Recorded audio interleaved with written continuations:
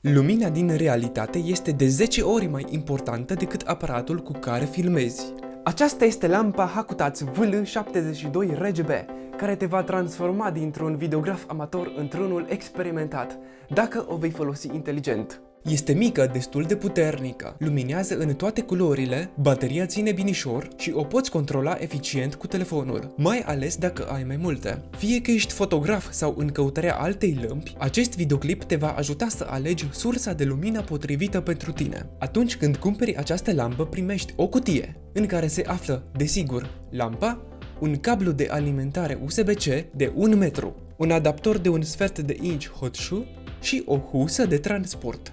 Nu vine cu adaptor de pus în priză, deci îl vei folosi pe cel de la smartphone. Iată ce poate această lampă. E mică, deci e super portabilă și o poziționezi oriunde dorești. Are două moduri principale de iluminare. Alb, unde modifici temperatura culorii între 3000 și 6500 Kelvin, și RGB, unde alegi orice culoare dorești, inclusiv saturația ei. În ambele moduri poți regla intensitatea luminii între 10 și 100%. Pe lângă iluminarea continuă, această lampă are și câteva moduri artistice, pe care ți le voi prezenta imediat. Indicele CRI este de plus 95, ceea ce înseamnă că albul are o acuratețe mare și nu vei observa tente de verde sau magenta.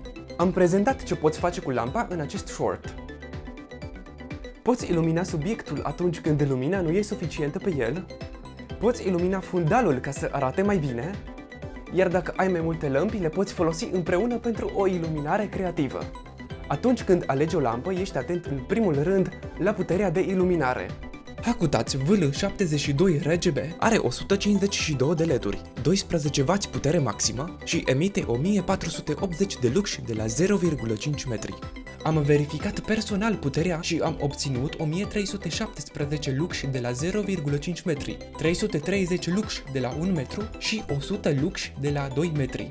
Deci aproape de specificații, considerând că am folosit senzorul de lumină al telefonului, nu un lux metru profesional. În comparație, un bec puternic de 1920 de lumeni emite 1610 lux de la 0,5 metri, 470 lux de la 1 metru și 130 lux de la 2 metri. Un bec de 470 de lumeni oferă 750 lux de la 0,5 metri, 165 lux de la 1 metru și 65 lux de la 2 metri. Dacă n-ai idee ce înseamnă aceste cifre, îți arăt acum. Așa arată imaginea fără nicio sursă artificială de lumină. Și așa arată imaginea cu lampa poziționată la 50 de centimetri față de mine, la 10% din puterea ei. Dacă mut lampa la 1 metru distanță, imaginea e mai întunecată. Trebuie să-i măresc puterea la 27% ca să fie tot 57 de lux pe mine.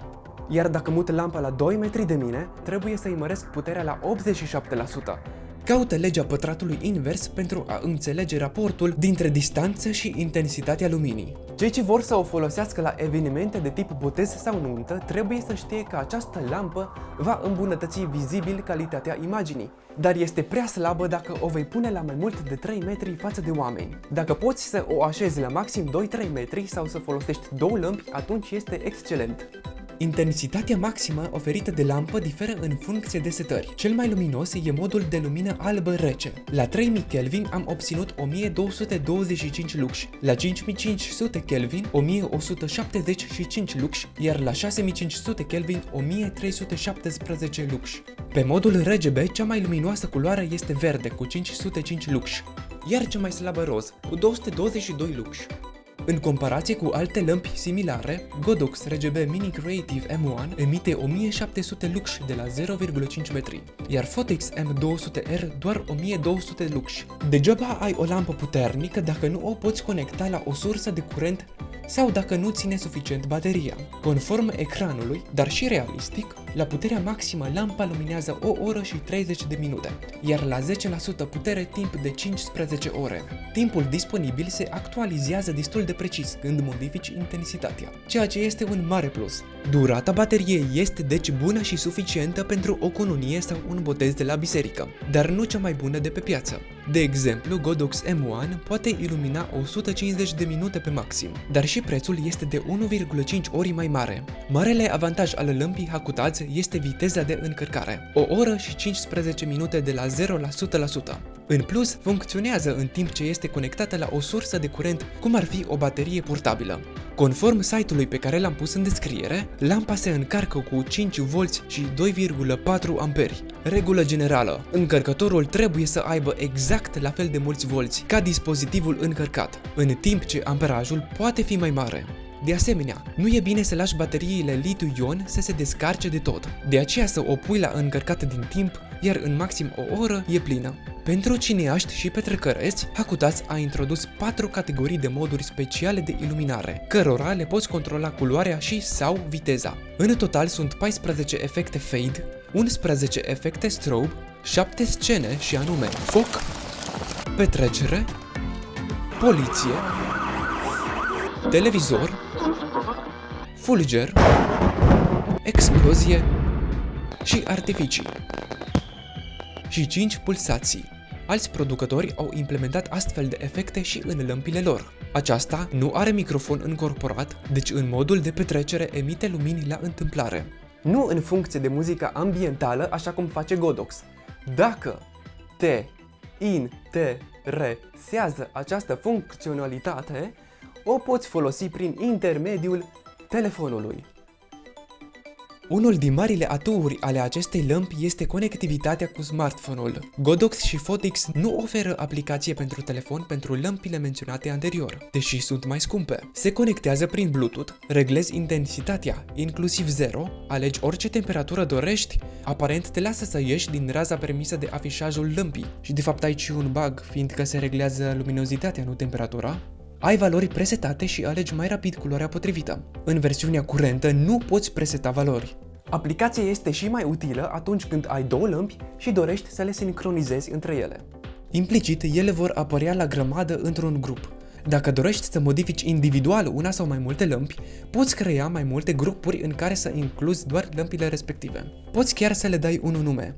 Tot din aplicație poți alege efectele dorite și să intri în modul Music sau Karaoke, în care lampa luminează în funcție de sunetul oferit. Hakutats îți oferă posibilitatea de a amplasa lampa pe un trăpied standard cu filet de 1/4 de inch și îți mai dă un adaptor pentru patină pe care îl poți monta pe aparat. Te rog, nu face asta decât dacă nu ai altă variantă, sau pe un suport extern pentru blitz, cum e acesta de la Photix. Ca și comparație, Godox M1 are picior de susținere încorporat. Există 3 lucruri care nu îmi plac la această lampă. 1. Nu are niciun fel de indicator care să-ți spună dacă s-a încărcat sau nu. Poți vedea doar liniuțele bateriei pe ecran când o pornești. 2. Mi-ar fi plăcut să poți dezactiva funcția Bluetooth pentru a economisi din baterie. De fapt, aveam doar 2 minusuri.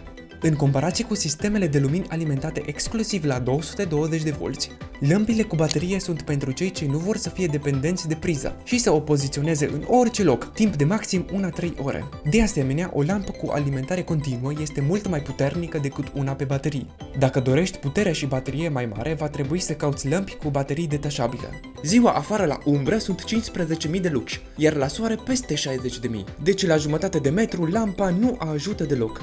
Per total, lampa de la Hakutats este foarte bună pentru ceea ce face. Chiar dacă există lămpi mai puternice sau cu baterie mai durabilă, prețul ei raportat la specificații m-a convins să o aleg în locul lămpii de la Godox, plus că era la reducere. Știu că vrei să vezi ce mai poate face, de aceea te invit să vezi playlistul fotografie și videografie. Am folosit-o începând cu episodul 4 diafragma, iar din episodul 5 am avut și a doua lampă. Sparge butonul de like dacă te-am ajutat, abonează-te dacă îți place ceea ce realizezi și nu-ți fie frică să lași un comentariu. Îți doresc o zi creativă!